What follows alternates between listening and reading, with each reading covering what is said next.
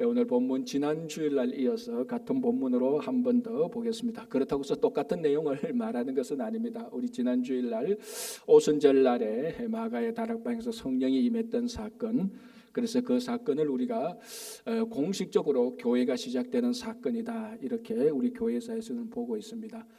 그래서 이 사건이 얼마나 중요한지, 지난 2000년 동안 교회가 없었더라면 하나님의 복음이 전파되지 않았을 거고, 이 세상은 이미 이 교회가 없었더라면 정말로 아수라장 같은, 정말 지옥과 같은 세상이 되었을 것입니다. 그래서 교회의 시작은 아무리 중요하다고 해도 정말 지나치지 않는 것입니다. 지난주에 했던 내용 가운데 특별히 중요한 것은 교회가 시작되니까 성령이 따라간 것이 아니고 성령께서 역사하시니까 교회가 시작된 것입니다. 그래서 제가 한 가지 예로 미국 대통령이 타는 비행기를 에어포스 원이라고 말을 하는데, 그 비행기 기종은 보잉 747-200B입니다. 그런데 그 비행기 자체가 대통령 타는 에어포스 원이 아니고 대통령이 타는 비행기가 에어포스 원이라고 그랬습니다. 어떤 비행기를 타든지 마찬가지로 성령께서 함께 하실 때 거기서 교회가 시작되는 것이지, 교회의 이름과 뭐 교단과 사람들이 그냥 그냥 세상 사람들이 모여 있다고 해서 자동적으로 교회가 시작되는 것은 아닙니다. 그래서 지난 2000년 동안에 오순절날에 마가의 다락방에서 함께 모여 있을 때 성령께서 역사하실 때 그때 이제 교회가 시작되었다라는 것입니다. 자, 이제 오늘 본문은 그러면은 진짜로 그 마가의 다락방에서 120명이 모였을 때 성령께서 충만하게 역사하셨는데 실제로 무슨 일이 있었는가라는 것을 우리가 꼼꼼히 한번 보겠습니다. 물론 여러분 다 잘 알 겁니다. 그렇지만 오늘 이 본문 내용에 비추어서 진짜로 그 무슨 일이 있었고 그 일의 의미가 무엇인가라는 것을 한번 보겠습니다. 4절에 이렇게 되어 있습니다. 그들이 다 성령의 충만함을 받고 성령이 말하게 하심을 따라 다른 언어들로 말하기를 시작하니라. 그래서 우리가 앞에 가지고 있던 성경책 개역 한글판으로 보면 다른 방언들로 말하기를 시작했다라고 말합니다. 성령께서 역사하셨는데 거기에 모였던 사람들이 다른 언어들로 말하기 시작했습니다. 그래서 우리가 성령의 가나에서 보면 성령의 은사도 있고 성령의 열매들도 있고 많은 것들이 있습니다. 그 많은 것들 가운데 이 오순절날 마가의 다락방에 모였을 때는 왜 하나님께서는 성령의 충만함을 통하여서 그들이 밖에 나가서 활동하기 시작했다, 비즈니스를 했는데 성공하기 시작했다, 그들이 자녀들을 잘 가르치기 시작했다, 이런 여러 가지 많은 좋은 일들이 있음에도 불구하고, 많은 성령의 은사들이 있음에도 불구하고 이 성령이 충만하게 되었을 때는 다른 방언들, 다른 언어로 시작하는 것을 하나님께서 허락하셨다는 겁니다. 다른 언어들로 시작했다. 그래서 이것이 정말로 교회가 시작되는 것과 동시에 여기에 모였던 사람들의 언어가 바뀌어진 겁니다. 다른 언어들. 그래서 이것을 방언이라고도 말을 하는데, 자, 이 다른 언어들이라는 것은 이 120명이 지금까지 한 번도 자기 입술에서 말해보지 않았던 다른 언어입니다. 그러니까 새로운 말이죠. 한 번도 해보지 않았던 새로운 말이 자기 입술에서 터져 나오기 시작했는데, 이제 좀 이따 같이 보겠지만 이 언어들이 거기에 모였던 15개 다른 언어들을 15개 다른 언어를 사용하는 사람들이 자기 언어로 다 알아듣게 된 것입니다. 그래서 이 언어가 달라졌고, 다른 말로 하면 새로운 언어를 말하기 시작했다는 것입니다. 이게 무슨 의미입니까? 결론적으로 말하면 여러분, 말이 바뀌면 그 사람이 바뀝니다. 물론 반대로 사람이 바뀌어도 말이 바뀌는 경우도 있지만, 오늘 이 본문에서는 특별히 성령이 충만하게 될 때에 이 사람들이 하는 말이 바뀌게 되었다, 새로운 말을 하게 되었다는, 이게 교회의 시작입니다. 그러니까 교회에는 다른 언어들이 있어야 됩니다. 무슨 세상이 말하는 언어가 아닌 다른 언어들, 그게 오늘 이 본문에서 말하는 방언의 또 다른 의미이기도 하죠. 여러분, 우리 창세기 2장 7절에는 이런 내용이 있죠. 하나님께서 흙으로 사람을 지으시고 그 흙에다가 생기를 불어넣으시니 사람이 무엇이 된지라? 사람이 생명이 된지라라고 하면 되어 있습니다. 그래서 영어로 living soul 이렇게 말하죠. 그러니까 하나님의 영이 흙에 딱 들어가니까 그 흙이 살아있는 영이 된 것입니다. 자, 이게 우리가 가지고 있는 일반적인 성경인데요. 탈굼성서라는 게 있습니다. 탈굼 또는 뭐 타로굼이라고 하는데 탈굼성서는 어떤 성경인가 하면은 히브리어, 원래 구약이 히브리어로 되어 있지 않습니까? 히브리어를 아람어로 번역한 성경이 있습니다. 아람어는 예수님 당시에 사람들이 사용했던 구어, 그러니까 스피킹 말이죠. 예수님 당시에 글은 헬라어로 썼지만 말은 아람어로 했습니다. 그래서 이 히브리어 구약은 히브리어로 되어 있지 않습니까? 구약 히브리어 성경을 아람어로 번역했던 성경을 가리켜서 우리가 뭐라고 말하는가 하면 탈굼성서라고 말을 합니다. 그 탈굼성서 2장 7절에는 사람이 생명이 되었다를 어떻게 번역하고 있는 줄 아십니까? 사람이 말하는 영혼이 되었다, 이렇게 번역하고 있습니다. 굉장히 의미가 있죠. 그럼 사람이 뭐냐라고 정의를 하면은 태초에 하나님이 흙에다가 생기를 불어넣어서 사람을 만드는데 그 사람의 데피니션이 뭐냐라고 물으면 사람이 뭐냐? 말하는 영혼이 사람이라는 겁니다. 말하는 영혼이. 그러면 말이 바뀌면 무엇이 바뀝니까? 영혼이 바뀌는 거죠. 영혼을 주도하는 게 말이라는 겁니다. 말. 그래서 지난주에도 제가 말씀드렸지 않습니까? 창세기 1장 1절에서 우리가 창세기 1장 1절 3절에서 나올 때 우주가 시작할 때 제일 먼저 있었던 사건은 빛이 있었던 게 아니고 빛이 있기 위해서 말씀이 있었다는 겁니다. 그러니까 그렇게 보면은 탈굼성서 2장 7절이 정확한 번역이 될 수 있는 것입니다. 하나님께서 흙에다가 생기를 부어 넣으니까 이 생기 하나님의 영을 받던 이 흙이 사람이 되는데 이 사람이 말하는 영혼이라는 겁니다. 이 영혼을 바꾸려면 말을 바꾸면 되는 겁니다. 말만 바꾸면 영혼이 바뀌는 겁니다. 그래서 사람은 말이 바뀌면 사람이 바뀝니다. 여러분, 저 인간 저거 어떻게 변화될까? 여러분 간단합니다. 너 말 한번 바꿔봐 하면은 자기가 바뀐 언어대로 사람은 바뀌도록 되어 있습니다. 한 지혜자가 거리에서 연설을 하고 있었습니다. 연설의 주제는 오늘 지금 제가 말씀드린 것처럼 말의 중요성입니다. 여러분, 세상에서 가장 중요한 건 말입니다. 좋은 말을 쓰십시오. 말이 가장 사람에게 큰 영향을 미칩니다. 이렇게 말하니까 그 회중 가운데서 이 지혜자의 연설에 동의하지 않는 사람이 손을 들어서 말했습니다. 지혜자님, 난 당신의 말에 동의할 수 없어. 이 세상에 중요한 것들이 얼마나 많은데 돈도 중요하고 권력도 중요하고 지위도 중요한데 말이 왜 제일 중요하다는 건가? 말이 어떻게 사람에게 그렇게 제일 큰 영향을 미친다는가? 나는 당신이 하는 말을 믿을 수가 없어. 하니까 이 지혜자가 바로 그 자리에서 자기한테 그런 질문을 하는 사람한테 이 호로 자식 같은 사람, 속된 말로 개 뭐 이렇게 욕을 해버렸습니다. 그러니까 그렇게 질문했던 사람들이 얼마나 화가 나겠습니까? 아니 내가 질문을 했는데 막 쌍욕을 하다니 이 사람이 노발 대발했습니다. 내가 당신 가만두지 않겠다고. 당장 내가 당신을 법원에 수하고 명예훼손으로 내가 할 수 있는 대로 다 하겠다고 하니까 지혜자가 겁이 난 거예요. 바로 사과를 합니다. 죄송합니다. 제가 잘못했습니다. 화를 푸세요. 진심으로 사과합니다. 화 푸세요. 제가 이게 부족해서 연설은 하지만 부족해서 제가 이렇게 잘못했습니다. 한 번만 용서해 주시니까 진심으로 사과하니까 이 사람이 사과하니까 마음이 풀리지 않습니까? 온순한 양같이 됩니다. 그래서 이 사람이 좋소. 당신이 그렇게 사과하니까 내가 사과를 받겠소. 됐습니다. 이 말이 딱 끝나자마자 지혜자가 뭐라고 말합니까? 보십시오. 당신은 내가 욕하는 한마디에 당신은 화를 내었고 내가 사과하는 한마디에 당신은 온순한 양이 되어서 이 말이 당신을 지배하고 있는 것 아니요? 그렇죠. 바로 딱 걸린 겁니다. 말이 우리를 지배하는 겁니다. 사람이 자기 입에서 나온 말을 지배하는 것이 아니고 입에서 나온 말이 우리를 지배하는 겁니다. 여러분, 우리 그 잠언에도 나와 있지 않습니까? 사람의 생명이 어디에 달렸다고요?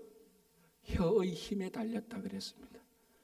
우리 생명이 혀에 달렸습니다. 말에 달렸다는 겁니다. 여러분, 인류 역사상 세계 최고의 언어 철학자가 갑자기 또 철학 얘기하니까 아침에 비트겐슈타인이라는 사람이 있습니다. 20세기 최고의 언어 철학자죠. 이 사람이 했던 유명한 말이 있습니다. 내 언어의 한계는 내 세계의 한계다라고 말을 했습니다. 나는 내가 말하는 것에 그 의미를 뛰어넘을 수 없다는 겁니다. 그래서 그 사람이 누군가를 보면 그 사람 말하는 걸 보면 됩니다. 그 사람이 했던 유명한 말이 또 있죠. 제가 문구 그대로 한번 읽어드릴게요. 쓸모없는 문제에 관여하지 말고 말할 수 없는 것에 대해서는 늘 침묵해야 하고. 이거 좀 어디서 들어봤죠, 그죠? 여러분 뭐 좀 유명한 그 지식인들 나와서 하는 대로 보면 이런 말 종정합니다. 뭐라고 하는가? 말할 수 없는 것에 대해서는 침묵해. 이게 다 이 비트겐슈타인이 했던 말을 인용하는 겁니다. 그래서 이렇게 말하죠. 말할 수 없는 것에 대해서는 늘 침묵해야 하고 언어는 만물의 척도임을 기억하라라고 말합니다. 언어가 모든 만물의 기준이라는 겁니다. 자, 오늘 교회가 시작됩니다. 지난주에 말씀드린 것처럼 이 교회의 시작은 하나님께서 우주 창조의 시작과 같은 패턴으로 시작된다고 말을 했습니다. 그만큼 교회의 시작은 우주의 시작만큼 중요한데 이 우주의 시작만큼 중요한 교회의 시작에 성령께서 함께 하셨는데 그 첫 번째 일이 다른 말을 한다는 겁니다. 아니 얼마나 많이 지구상에 위대한 일들이 많은데 왜 말이 바뀔까? 자, 오늘 보시면 말이 바뀌어야 사람이 바뀝니다. 사람이 바뀌어야 세상이 바뀌죠. 그래서 사도행전 이후로부터 이 오순절날 사건부터는 이제 그 제자들이 바뀌지 않습니까? 변화되는 겁니다. 그래서 부활하신 주님을 전가할 때 목숨 걸고 부활하신 주님을 전가하다가 다 순교하는 거죠. 우리가 복음서에 봤던 그 조무래기 같은 오합지졸 같은 예수님의 제자의 모습은 더 이상 없습니다. 완전히 변화된 사람입니다. 말이 바뀌면은 사람이 바뀌고 사람이 바뀌면 자동적으로 세상이 바뀌는 겁니다. 그럼 우리가 간단하게 말하면 이 세상 바꾸는 거요 간단합니다. 말만 바꾸면 돼요. 내 말만 바꾸면 됩니다. 늘 투덜투덜 하던 말에서 감사하는 말로 바꾸면 됩니다. 굉장히 쉬운 것 같은데 굉장히 어렵고 굉장히 어려운 것 같은데 굉장히 쉽습니다. 비난하는 말을요 칭찬하는 말로 바꾸면 돼요. 물론 한 번 바꾼다고 해서 내가 바꾸고 세상이 바꾸는 건 아닙니다. 그러나 지속적으로 내 말을 바꾸면은 어느 날 눈 뜨니까 내가 바뀌었구나라는 걸 느끼는 겁니다. 내가 바뀌면 자동적으로 세상은 바뀌죠. 이 일을 성령에 충만할 때 그 일이 우리들에게 일어난다는 겁니다. 여러분 저는 오늘 믿습니다. 이 자리에 우리가 함께 예배드리는데 성령께서 함께 하신다는 걸 저는 믿습니다. 성령께서 하지 않는데 누가 이민생활 살면서 9시까지 교회에 와서 미리 와서 찬양 연습하고 미리 와서 자리 보고 미리 와서 기도 누가 하겠습니까? 성령께서 역사하지 않는데. 성령께서 역사하시니까 오늘 와서 함께 예배를 드리는 겁니다. 성령께서 역사하실 때 반드시 성령은 우리들의 입술을 터치하고 싶은 겁니다. 우리들의 말을 바꿔라. 다른 언어들로 시작해라. 이제 지금까지 사용했던 그 언어 말고 비난하는 말 말고 투덜거리는 말 말고 부정적인 말 말고 시험 들게 하는 말 말고 성령께서 우리 입술을 터치하실 때 감사하는 말을 하고 칭찬하는 말을 하고 긍정적인 말을 하고 그게 나를 바꾸고 세상을 바꾸는 것입니다. 그게 교회가 시작될 때 하나님께서 이 일을 하셨다는 것. 하나님께서는 교회를 통해서 이 세상을 하나님 나라로 변화시키기를 원하는 겁니다. 그러면은 이 세상이 교회로 인해서 바뀌는구나. 교회가 바뀐다는 것은 말이 바뀌어야 되는 겁니다. 교회의 성도들의 말이 바뀌면은 사람이 바뀌고 세상이 바뀌게 되는 것입니다. 그래서 오늘 여러분들이 말이 바뀌고 그래서 정말로 여러분이 바뀌고 가정과 교회가 바뀌고 세상이 바뀌는 일이 일어나기를 바랍니다. 자, 다시 5절부터 8절까지 봉독해 드리겠습니다. 그때 경건한 유대인들이 천하 각국으로부터 와서 예루살렘에 머물러 있더니, 자 이게 무슨 말인가 하면 이때가 오순절 날 아닙니까? 오순절 날은 예루살렘에 와서 오순절을 지키는 것이 3대 절기 가운데 하나를 지켜야 되는 것이 이게 율법에 나와 있는 계명입니다. 그래서 디아스포라 흩어졌던 많은 사람들이 이 오순절을 맞아서 예루살렘에 왔습니다. 이 사람들이 오래전부터 흩어져서 살았기 때문에 어떤 사람은 히브리어를 못하는 사람들도 있고 아람어를 못하는 사람도 있습니다. 왜냐하면 뭐 5대 6대 그 다른 데서 살고 있으니까. 그러니까 자기 언어밖에 못하는 겁니다. 오늘날 우리 이민생활 이거 생각하면 똑같습니다. 바로 그런 사람들이 뭐 예루살렘에 머물러 있었죠. 자 6절에 이 소리가 나며 큰 무리가 모여 각각 자기의 방언으로 제자들이 말하는 것을 듣고 소동하여. 저 사람이 말하는데 내가 있는 메대인과 바데인과 여기 보면 이제 뭐 아라비아에서 온 사람이 15개 언어가 이렇게 나열됩니다. 15개 언어가 막 들리는데 내가 한국 사람인데 저 사람이 한국말로 하는 겁니다. 독일 사람인데 독일말로 듣기는 겁니다. 그러니까 이게 자기가 그 말을 듣는 사람도 처음 당하는 경험이죠. 그래서 6절 끝에 소동 듣고 소동하여 7절에 다 놀라 신기하게 여겨 이르되 보라 이 말하는 사람들이 다 갈릴리 사람들이 아니냐.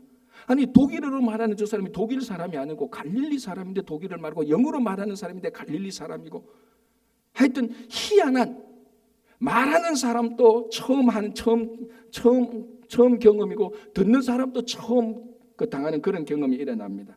자 8절에 우리 각 사람이 난곳 방언으로 듣게 되는 것이 어찌 됨이냐. 그래서 9절부터 11절까지 보면 15개 언어가 나옵니다. 메데인, 엘람, 메소포타미아, 유대, 갑바도기아, 본도, 아시아, 부르기아, 밤빌리아, 애굽, 구레네, 리비아, 뭐 아라비아, 뭐 그레데 15개 언어로 그러니까 실제로 그 120명이 방언을 말하는데 15개 언어로 그냥 알아듣는 말로 다 해서 그 주변에 모였던 사람들이 다 자기 말로 다 알아들었어요. 이걸 가리켜서 우리가 보통 커뮤니케이션이라고 말합니다. 소통이 일어난 거죠. 언어가 다르면 소통이 안 일어나는데 여기서부터 소통이 일어나는 겁니다. 가장 전통적인 그리고 가장 정통적인 이 본문에 대한 주석은 바벨탑 사건과 연관돼서 주석하는 겁니다. 제가 뭐 이미 새벽기도나 몇 번 이 본문에 관해서 한두 번 얘기했는데 다시 한번 더 정리하면 이렇습니다. 이 오순절날 마가의 다락방에서 다른 언어로 말을 해서 다른 언어를 사용했던 사람들이 알아듣게 함으로 말미암아 이게 커뮤니케이션 소통이 일어난 겁니다. 이 반대의 사건, 이 소통이 깨어져서 불통이 일어나는 사건은 창세기 11장에 나오는 바벨탑 사건이죠. 잘 알지 않습니까? 사람들이 신할 평지에 모여서 우리가 스스로 탑을 높이 세워서 하늘에 닿게 하여 우리 이름을 드러내고 우리 영광을 드러내자라고 말을 했어요. 하나님께서 그걸 보고 그 마음속에 교만함과 하나님의 영광을 가리고 자기들이 영광을 가로채려는 것을 보고 하나님께서 왜 이런 일이 생겼나 딱 보니까 이유가 뭡니까? 언어가 다 하나니까 저것끼리 다 소통을 하니까 교만하고 어떻게 됩니까? 하나님 영광을 가리니까 하나님께서 그들의 언어를 혼잡하게 되어버리니까 그 사람들이 한 마음 한 뜻으로 세우던 바벨탑을 세우지 못했습니다. 언어가 다르니까 소통이 안 되니까 불통이 되니까 바벨탑이 세우지 않고 거기서 폭삭 주저앉는 사건이 있습니다. 이것이 다시 회복되는 게 가장 전통적이고 정통적인 주석이 이겁니다. 그때 혼잡한 언어들이 다시 오순절날 마가의 다락방에서 이 혼잡한 언어들이 하나로 혼잡한 언어들이 그대로 있지만 다 통용되는 소통되는 그런 일이 일어나게 된 것입니다. 그래서 교회의 시작은 다른 언어들로 사용하게 되고 그리고 언어가 바뀌고 그리고 교회의 바뀐 언어로 인하여서 교회의 모든 구성원들이 다 서로 소통이 돼야 되는 겁니다. 이게 너무너무 중요한 겁니다. 아무리 위대한 교회라도 오늘부터 어떤 위대한 교회라 할지라도 소통이 안 되고 불통이 되면 그 교회는 바벨탑처럼 금방 무너지는 겁니다. 금방 무너질 수밖에 없어요. 그럼 제가 몇 개월 전에 랍비 조나단 삭스라는 사람이 쓴 책 가운데 요셉 이야기를 그 사람이 성경을 다시 보면서 했던 요셉 이야기를 보는데 굉장히 성경을 요셉 이야기가 이런 면이 있구나 하는 것을 봤습니다. 자, 제가 그 내용을 간략하게 요약해 드릴게요. 그분이 요셉 이야기를 읽고 난 다음에 첫 번째 질문을 던집니다. 무슨 질문을 던지가 합니다. 왜 요셉은 애굽에서 국무총리가 되었는데 그 소식을 자기 아버지한테 알리지 않았을까라는 요 첫 번째 퀘스천입니다. 여러분 혹시 요셉 이야기하면서 그런 질문 해봤습니까? 여러분 생각해보세요. 요셉이 얼마나 산전수전 다 겪고 애굽의 총리가 됩니다. 애굽의 총리가 되면 이 기쁜 소식을 자기 아버지한테 알려야 되잖아요. 아버지가 자기를 제일 사랑했는데 애굽의 총리가 인편으로 뭐 보내는데 요셉은 일절 그런 걸 하지 않습니다. 그래서 질문을 드립니다. 왜 요셉은 총리가 됐는데 아버지한테 이 소식을 알리지 않았을까? 그래서 성경을 다시 보면서 이렇게 말합니다. 자, 요셉이 아버지의 편애를 받았던 것은 뭐 당연합니다. 그죠? 그래서 문제의 발생은 어디서 시작되는가 하면 요셉이 꾼 꿈으로부터 시작됩니다. 두 번 꿈을 꾸죠. 첫 번째 꿈이 뭡니까? 형들의 볕단이 요셉의 볕단에 절하는 꿈입니다. 자기는 형들은 화가 났지만 아버지 야곱은 괜찮았어요. 그리고 또 꿈을 꾸죠. 무슨 꿈입니까? 해, 달 11개의 별이 요셉의 별을 해서 절을 하는 겁니다. 이때는 누가 화가 났습니까? 여러분 성경 제대로 잘 안 보죠. 아버지 야곱이 화가 났어요. 뭐라고 말합니까? 야, 그러면은 아버지하고 엄마하고 모든 형들이 너에게 절한단 말이냐? 아버지 야곱이 화를 내버렸습니다. 자, 그리고 난 다음에 무슨 사건이 기록되는가 하면은 형들이 양을 치러 가지 않습니까? 10명 형들이 양 치러 가는데 그때 상황은 어떤가 하면 그 형들은 요셉을 죽일 만큼 미워했습니다. 아버지 야곱이 그걸 다 알고 있었죠. 아버지 야곱이 그걸 모를 리가 없죠. 그런데 요셉을 죽일 만큼 미워하는 형들이 10명 있는 그곳에 아버지 야곱은 요셉을 그곳으로 보냅니다. 마치 이리 가운데 양을 보내는 것처럼. 그 얼마나 위험한 겁니까? 그래서 그 본문을 보면서 야, 아버지 야곱이 요셉을 형들 가운데 보내면 이 형들이 요셉을 어떻게 해코지 할 줄 모르는 거를 모르는 것도 아닌데 다 알고 있는데 왜 요셉을 이곳에 보내는가? 아니나 다를까 요셉이 그곳에 갔는데 하여튼 그 형들이 요셉을 애굽으로 팔아 넘겨버렸지 않습니까? 그래서 돌아와서는 짐승이 요셉을 찢어서 죽였다라고 거짓 조작된 증거를 보이지 않습니까? 자, 이러면서 요셉의 마음을 살펴보자는 거죠. 요셉이 자기가 두 번째 꿈을 꿨을 때 다른 사람은 아버지가 막 화를 냈을 때 요셉은 굉장히 불안해지십니다. 아버지가 나를 화를 내는구나. 미워하는구나. 이제 이 꿈을 꾸니까 미워하는구나. 그리고 아버지가 나를 미워하니까 형들이 있는 곳에 나를 보내서 형들의 처신에 나를 넘겨버리는구나라는 생각을 할 수 있다는 거예요. 왜냐하면 그 창세기를 쭉 읽어보면 이미 아버지 야곱은 첫째 형 르우벤을 제꼈습니다. 왜 제꼈죠? 자기의 첩과 간통하는 것을 보고 르우벤을 장자에서 제껴버렸습니다. 그 두 번째, 세 번째가 누굽니까? 시므온과 레위가 있지 않습니까? 두 번째, 세 번째도 아버지 야곱은 장자권에서 제꼈죠. 제낀다는 게 표준은 뭡니까? 어쨌든 알아들으니까. 왜 그랬죠? 세겜에서 세겜 족속과 거짓된 약속을 해서 세겜 족속을 진멸해서 가족이 죽을 뻔했잖아요. 그 요셉이 가보니까 아버지는 화가 나면은 아들을 제끼는구나. 르우벤, 여러분 그 당시에 장자를 장자의 자리에서 뺀다는 것은 엄청난 사건입니다. 아버지는 르우벤에게 화가 나니까 르우벤도 빼고 시몬과 레위도 화가 나니까 시몬도 레위를 빼는구나. 이번에 아버지가 내게 화를 내셨어. 이 꿈을 때문에 아버지가 다른 사람은 가면 아버지 내게 화를 냈어. 아버지 나를 미워하는 거. 이것 봐. 형들에게 나를 넘기잖아. 그렇게 해서 내가 지금 이곳생을 하다가 결국 우여곡절 끝에 어디로 가게 됩니까? 애굽에 가서 종살이를 하게 되는 겁니다. 그래서 국무총리가 되고 난 다음에 국무총리가 될 때 요셉의 아들을 낳는데 첫 번째 아들이 뭡니까? 첫 번째 아들이 누구죠? 므낫세죠. 므낫세 이름 뜻이 뭡니까? 므낫세 이름 뜻이 자 정확히 보면요 어떻게 되어 있는가 하면요 제가 그 정확히 읽어드리려고 했는데요. 잠깐만요. 요셉의 이거 어디 적어놨는데 이렇게 되어 있습니다. 이렇게 하나님 므낫세의 정확한 이름 뜻은 하나님이 나의 온갖 고난과 아버지 집 생각을 다 잊어버리게 했다는 겁니다. 두 가지를 잊어버리죠. 첫 번째 나의 온갖 고난을 잊어버리게 했다. 아들 므낫세 놓으면서 이건 이해되죠. 아들을 오니까 얼마나 기쁩니까? 지금까지 내가 고생했는 거 이 아들 보니까 고생 다 잊어버릴 수 있겠다. 요거는 되는데 왜 아버지 집 생각까지도 다 잊어버리겠다. 이제 아버지도 더 이상 생각할 필요 없다는 거예요. 굉장히 아버지에 대한 그리움보다는 뭔가 모르게 거리감이 있는 게 있습니다. 자, 그랬다 손치고 또 한번 보십시오. 나중에 요셉이 총리가 되었을 때 그 형들이 그 곡식을 이제 그 가지러 얻으러 오지 않습니까? 그때 요셉은 총리인데도 모른 체하고 막 우여곡절 끝에 마지막에 요셉이 형들에게 뭘 요구합니까? 자기 동생 베냐민을 데려오라고 말을 합니다. 그때 이건 안 됩니다 하고 앞에 나와서 호소를 했던 사람이 누굽니까? 이게 유다잖아요. 유다가 나와서 그 애굽의 총리, 그 요셉인지 모르잖아요. 그 총리에게 뭐라고 말합니까? 정리하면 이렇게 합니다. 총리님, 우리 가족에는 히스토리가 있는데 이것 좀 들어보십시오. 이 들으면은 베냐민을 여기 데리고 오라고 말 못할 겁니다. 간단하게 말하면 우리 아버지가 가장 사랑하는 두 형제가 있었는데 그 형제 가운데 형은 짐승에게 찢겨서 죽었습니다.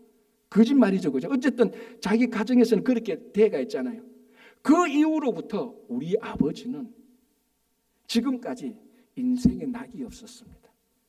아버지가 가장 사랑하는 두 형제가 있었는데 그 형이 짐승에게 쫓겨난 다음에 우리 아버지는 아무런 힘이 없었고 인생에 낙이 없이 지금까지 살아오고 있는데 유일한 낙이라면 요 지금 베냐민인데 이 베냐민까지 애굽에 데려오면 우리 아버지는 죽게 됩니다. 총리님, 제발 우리 아버지 마음을 헤아려서 그렇게 하지 마시고 대신 나를 잡아주십시오. 이렇게 말을 했죠. 요 이야기를 듣고 요셉이 어떻게 합니까? 자기 정체를 드러내죠.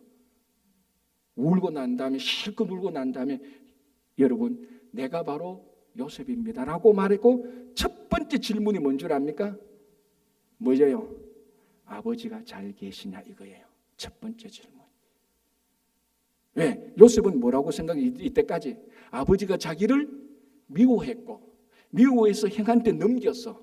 그래서 내가 여기까지 왔는데 아버지 한때는 나를 사랑하고 나를 미워했어. 그렇게 오해하고 있었다는 거죠. 그런데 오늘 형 유다의 얘기를 들어보니까 자기가 오해한 것이 잘못됐다는 거예요. 진짜 아버지는 자기를 미워한 것이 아니고 자기가 짐승에게 찢겨서 죽은 것으로 알고 아버지가 그렇게 알고 그 사랑하는 마음으로 22년 동안 그때가 연도로 따 22년 동안 아버지가 자기가 없는 걸 알고 평생 슬픔에 빠졌다는 걸 알고 아버지가 나를 미워한 게 아니구나라는 것을 그제서야 알게 되는 거죠. 그렇게 이제 본문을 봅니다. 그러면서 사실은 이 말을 하려고 하는 게 왜 22년 동안 이런 일이 있었을까요? 딱 질문을 합니다. 오해 때문에. 그 오해는 왜 생겼죠? 소통이 안 돼서니까라고 말해요. 소통이 안 됐지 않느냐. 만약에 아버지나 아들은 누구 하나가 아버지 왜 이러세요? 말로 해서 소통을 했더라면 그런 오해가 없었을 건데. 그런데 다행히 유다가 그 얘기를 하면서 자동적으로 아버지 야곱과 아들 요셉 간에 이야기를 하면서 그 이야기가 소통의 역할을 해줌으로 말미암아 오해가 다 풀리고 화해가 되는 거예요. 그래서 한 가정도 아버지와 아들이 소통이 안 되면 22년간 이런 슬픔과 슬픔 속에 빠진 오해가 생기지 않느냐라고 말을 하는 거예요. 읽어보니까 야 우리가 창세기를 요셉 스토리가 이런 면도 있구나라는 겁니다. 자 뭔가 하면은 한 가정에도요. 여러분 지금 우리 얘기 아닙니까? 가정의 부부 사이에 부모 자녀 사이에 형제 자매 사이에 얼마나 많은 오해가 겹겹이 쌓여 있습니까? 안 그런 가정이 있습니까? 없습니다. 그 가정에 요셉처럼 야곱처럼 수년간 오해 때문에 갈등하는 그 모든 것의 원인은 불통입니다. 소통이 안 되는 거죠. 여러분 어떤 한 대학교에서 그 대학교 이름 모르는 대학교에서 어떤 그룹 프로젝트를 잘하느냐고 연구를 해봤습니다. 그룹 프로젝트를 어떤 그룹이 잘하느냐 보니까 그 그룹 지능이 높은 그룹이 업무를 잘하는 겁니다. 집단 지능 또는 그룹 지능이라고 말하죠. 그러면 뭐 그 그룹에 IQ가 다 더해서 합산이 높은 이 그룹이 집단 지능이 높은 게 아니냐? 그런 집단 지능이 아니고 집단 지능, 그룹 지능이 가장 높은 그룹에 세 가지 요건이 있다는 이 IQ하고 상관없어요. 첫 번째, 집단 지능이 높은 그룹의 첫 번째 특징, 공감이 있다는 겁니다. 그룹원 간에 감정을 서로 공유합니다. 눈만 딱 봐도 지금 저 사람이 슬프구나. 저 슬픔에 나도 슬퍼. 공감이 있는 그룹. 첫 번째. 두 번째는 의견이 수평적으로 이루어지는 그룹. 뭐 자유롭게 얘기할 수 있는 그룹. 세 번째, 그 그룹에 반드시 여성이 있는 그룹이래요. 여성이 있고 의견이 자유롭게 교환되지고 공감이 있는 그룹. 요 그룹이 그룹 지능이 높은 그룹이라는 겁니다. 요 그룹 지능이 높은 그룹이 모든 일을 쉽게 보면 제일 프로젝트를 잘 한다는 겁니다. 자, 그러면 요 세 가지 요건, 공감, 의견, 자유로운 의견, 그리고 여성 멤버 함께 있는 거. 이 안에 담겨져 있는 중요한 키워드는 뭘까요? 소통이죠, 소통. 이게 소통이라는 거예요. 여러분, 공감이 되면은 저 사람하고 내하고 감정이 같이 되면요, 이미 그 자체가 소통이에요. 감정의 소통이에요. 의견이 자유롭게 되면 의견이 소통되는 거예요. 의외로 여성이 있으면은 여성이 중간에 윤활제 역할을 잘해서 이야기가 잘 흘러갑니다. 남자들이 삐쭈삐쭈 싸우다 여성 한 사람이 있으면은 이쪽 얘기 저쪽 얘기 해가지고 또 소통이 되도록 하는 거예요. 그래서 결론은 어떤 그룹이 프로젝트를 가장 잘 하려면은 한마디로 키워드를 집어라 뭡니까? 소통하면 된다는 거예요. 자, 오늘 교회가 시작되는데 왜 하나님은 방언을 하게 했을까? 제가 계속 던지는 질문이 이거 아닙니까? 본문을 보면서 왜 다른 언사도 많고 다른 열매도 그렇게 많은데 왜 다른 언어 말을 바꿀까? 사람이 바뀌니까. 그리고 이 언어가 왜 다 알아듣게 할까? 이걸 알아들어야 소통이 되어야 가정도, 교회도, 직장도, 심지어는 국가도 모든 단체가 정말 잘 되는 가장 키워드는 소통입니다. 바벨탑을 보십시오. 시날 평지에 가장 위대한 거인들이 모였습니다. 그 당시 우리 말로 가장 위대하고 뛰어난 사람들이 시날 평지에 모여서 바벨탑을 세우려고 했지만 소통이 안 되니까 그 자리에서 스탑되는 겁니다. 아무리 지금 가정이 좋고 아무리 단체가 좋고 아무리 교회가 위대하다 할지라도 소통이 딱 멈추면 그건 무너지기 시작하는 겁니다. 그러나 2명, 3명이 모여도 어렵고 힘들어도 거기서부터 소통이 시작될 때 오늘 본문에서 교회가 시작되는 것처럼 그 그룹은 다시 일어나기 시작하는 겁니다. 여러분, 가정의 소통의 문제, 우리 현실의 문제, 교회의 소통의 문제 때문에 얼마나 많은 갈등과 마찰과 쓸데없는 오해가 있습니다. 이거는 정말 여러분보다 제가 더 리얼하게 체험하는 것 아닙니까? 거의 매주 아니면 매달 교회의 소통의 문제만 해결되면 지금 있는 갈등의 95%는 자동적으로 다 해결될 것 같아요. 다 오해고 다 잘못 알고 있는 겁니다. 그래서 제가 가끔 얘기하지 않습니까? 목회할 때 제가 제일 서운한 게 이거더라. 왜 사람들은 내한테 안 물어보냐? 그러면 목사님한테 묻기가 좀 그래서 그래요. 여러분, 목사님한테 묻기가 좀 그래서 그래요보다 오해하는 게 훨씬 더 나쁘지 않습니까? 물론 제가 100% 객관적으로 다 알고 있는 건 아닙니다. 그러나 목회를 하다 보면은 양쪽에서 다 보이는 겁니다. 이거 분명히 이건 이렇고 저건 저런데 이 서로가 소통이 안 되니까 서로가 원수가 되는 경우가 얼마나 많습니다. 여러분, 왜 교회가 시작될 때 하나님께서 소통되게 하셨는지 이제 아시겠죠? 이거 모르신다고요? 목회 한번 해보시라고요. 왜 교회가 시작될 때 방언을 통해서 서로 소통하게 했는가? 이걸 가르쳐서 세상 사람들은 흔히 이걸 가르쳐 신의 한 수라고 말하죠. 이게 신의 한 수입니다. 위대한 업적을 세우는 사람들을 많이 모아놓는 게 아니고 서로 소통하면은 그 소통하는 모든 사람들이 위대한 성인들이 다 되는 겁니다. 그래서 교회에서 오늘 이것을 우리들에게 증거해 주는 것이죠. 자, 13절 보겠습니다. 이렇게 해서 이제 다 소통되고 다 알아듣고 교회가 시작됩니다. 여기에 대한 이제 이밸류에이션 평가가 나오죠. 12절 다 놀라며 당황하여 서로 이르되 이 어찌 된 일이냐. 이건 지극히 당연한 겁니다. 다 놀라죠. 이건 무슨 일이냐. 자 13절 또 어떤 이들은 조롱하여 이르되 그들이 쇠술에 취하였다 하더라. 여러분 아무리 위대한 사건이 일어나도 반드시 일부 몇 사람은 그 사건에 대해서 조롱하기 시작합니다. 오늘도 보십시오. 이 성령 충만한 사건이 있습니다. 지금까지 한 번도 경험해보지 못했던 무너진 바벨탑이 진짜 다시 회복되어서 하나님의 나라가 시작되는 그런 위대한 성령 충만한 사건이 일어나도 어떤 사람들은 그걸 손가락질하고 조롱을 하는 겁니다. 사람들이 조롱하는 경우는 두 가지입니다. 잘못되었을 때 조롱을 하는 거죠. 욕하는 거죠. 그거는 우리가 문제 삼지 않습니다. 그러나 주님의 일을 하다 보면은 성령 충만한 사건이 일어났는데 성령 충만해서 하나님의 일을 하는데도 어떤 일부 사람들은 우리들에게 손가락질을 하고 조롱을 하는 겁니다. 여러분 십자가 아래서 보십시오. 예수 그리스도의 구원의 사건, 십자가에 달린 예수님, 자기들의 죄를 예수님께서 짊어지고 십자가에 돌아가셨는 지금 죽고 있는데도 자기들의 죄를 지고 있는 예수님을 보고도 그 밑에서 조롱하지 않습니까? 마태복음 27장에 길 가던 사람들이 뭐라고 말합니까? 뭐 성전을 3일 만에 헐고 다시 세운다고? 당신이 그 십자가에서 한번 내려와 봐라. 우리가 믿겠다. 모욕하기 시작하죠. 이 모욕을 받아서 마태복음 27장은 정확히 말합니다. 대제사장들과 서기관들과 장로들이 희롱하여 가로되, 조롱하여 가로되 뭐라면 남은 구원하고 자기는 구원하지 못하는 거야. 너 한번 너 자신을 구원해서 십자가에서 내려와 보라라고 조롱합니다. 여러분 위대한 인류 구원의 역사 십자가 사건도 어떤 사람들은 조롱합니다. 성령 충만한 사건도 어떤 사람은 조롱을 하죠.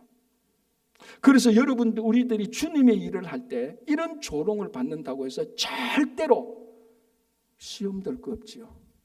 낙담될 거 없습니다. 제가 안타까운 것 중에 하나가 이겁니다. 정말 주님의 일을 하는데 일부 어떤 사람이 오해해서 잘못된 말을 하고 심지어는 조롱하기도 하는데 그 조롱을 들었던 사람이 시험 드는 경우 아무리 제가 가서 달래고 아닙니다. 이거 집사님 괜찮아요. 이거 하나님이라는데 힘내시다. 아무리 그래도 이 조롱의 시험에 빠진 사람이 못 일어나는 경우를 허다하게 보는 겁니다.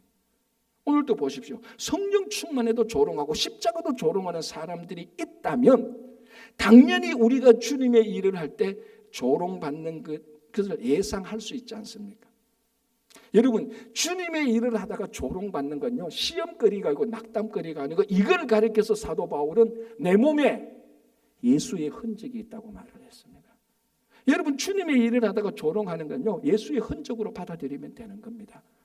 성령 충만해도 조롱받고 십자가 사건에도 조롱받는데 우리가 주님의 일을 하는데 왜 조롱하는 일이 없겠습니까? 혹 여러분들 가운데 이런 일에 이게 시험거리가 됐다면 당장 이 시험거리를 예수의 흔적으로 바꾸어 주시기 바랍니다.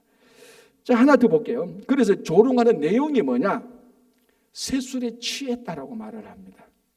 참 조롱하는 것도 참 유치한 거죠, 그죠? 성령 충만해서 방언을 다른 방언으로 말하고 알아듣고 서로 소통이 일어나고 커뮤니케이션이 일어나는데 저거 다 술 취해서 하는 거야라고 말을 합니다. 그런데 가만히 생각해 보면요, 성령 충만한 현상과 술 취한 현상의 그 모습은 거의 비슷해요. 그러니까 이 사람들이 조롱하는 사람이 현상은 정확히 본 거예요. 본질을 못 봐서 그렇지. 그래서 어떤 사람이 성령 충만과 쇠술에 취한 현상의 유사성을 한 뭐 열 몇 개 했더라고. 그 중에 제가 보니까 몇 개는 진짜로 확실하더라고. 첫 번째 뭡니까? 둘 다 용기가 생긴다는 겁니다. 술 취하면 용기 생기죠. 밤에 가다가 전봇대에서도 전봇대가 막 붙잡고 고함 지르고 화난다고 오줌 막 누고 그렇지 않습니까? 용기 있습니다. 술 깨면 하나도 말 못하는 사람. 성령이 취하면요, 성령 충만하면은 또 용기가 생깁니다. 임금 앞에, 권력자 앞에 당당하게 복음을 전할 수 있습니다. 바울이 그럴까요? 우리 구약의 예레미야 이런 사람들이 다 성령이 충만하게 될 때 진짜 용기가 생겼습니다. 쓸데없는 용기 말고. 또 하나는 뭡니까? 진짜로 성령 충만하게 되면은 중독되죠. 술에 취하면은 알코올에 중독되고, 성령이 충만하면 계속해서 성령에 의지하게 되는 것입니다. 또 술 취하면 가장 큰 특징이 뭡니까? 대부분 사람들은 이 말이 많아져요. 특별히 말 많은 내용 가만히 분석해 보면 두 가지입니다. 자기 자랑합니다. 자기 자랑할 것도 없는데 술 취하면 막 생겨요. 그리고 또 남을 또 막 욕을 해요. 근데 성령에 취하면 여전히 성령에 취해도 말이 많아집니다. 말이 다르죠. 무슨 말이 달라집니까? 성령에 취하면은 복음의 말이 나오기 시작하는 겁니다. 그때 보면은 현상이 비슷해요. 둘 다 말이 많아지고 둘 다 용기가 있고 둘 다 중독돼요. 또 하나는 뭔가 하면은 둘 다 기뻐해요. 술 취해도 막 기쁘고 막 세상 다 자기 것처럼 기뻐하고 즐거워합니다. 그러나 술 취함의 기쁨은 육신의 쾌락 아닙니까? 그러나 성령의 충만은 이게 정말로 우리가 하늘나라를 기뻐하고 정말로 영적 기쁨이 성령 충만함에 있는 것입니다. 그래서 오늘 이 본문에서 현상을 보니까 성령이 취한 사람들을 보니까 술 취한 현상으로 보였던 겁니다. 현상은 정확히 본 거예요. 그러나 뭘 못 봤습니까? 진짜 본질은 못 본 것입니다. 그 본질을 못 보니까 조롱하게 되는 것이죠. 그래서 사도 바울이 뭐라고 하면 에베소서 5장 8절에 술 취하지 말라. 이는 방탕한 것이니 성령의 충만함을 받아라라고 말합니다. 그러니까 겉으로 성령 충만한 것처럼 그런 현상이 일어나도 본질은 술 취한 사람이 있고, 그래서 우리는 술 취하지 않고 그 본질에 성령의 충만한 사람이 되어서 이 오순절날 마가의 다락방에 있었던 성령 충만한 사건이 매주 우리 삶에서 반복되기를 간절히 바랍니다. 이제 말이 바뀌고 사람이 바뀌고 세상이 바뀌고 그리고 소통이 시작되고, 이런 일을 해도 누가 조롱해도 시험 들지 말고 그걸 예수의 흔적으로 삼는 성령 충만한 여러분 되시기 바랍니다. 기도하겠습니다. 하나님 아버지 감사합니다. 교회가 시작된 지 2000년이 지났지만 성령이 늘 우리와 함께 하셨지만 우리들의 말은 한 번도 바뀌지 않고 우리들의 말이 한 번도 새로운 방언이 되지 않았던 것을 회개하며 우리들의 말이 정말로 바뀌게 될 때 우리가 바뀌고 세상이 바뀌고, 그리고 아버지 하나님 정말 우리 간에 소통이 일어나게, 가정에서나 성도 간에서나 직장에서도 소통이 일어나서 모든 것이 원활하게 잘 이루어질 수 있도록 인도해 주시옵소서. 혹 우리 가운데 주님의 일을 하다가 조롱 때문에 시험거리가 된 분이 있다면 더 이상 그 조롱거리가 시험이 아니라 예수님의 흔적으로 삼고 나가게 하여 주시옵소서. 예수님 이름으로 기도합니다. 아멘.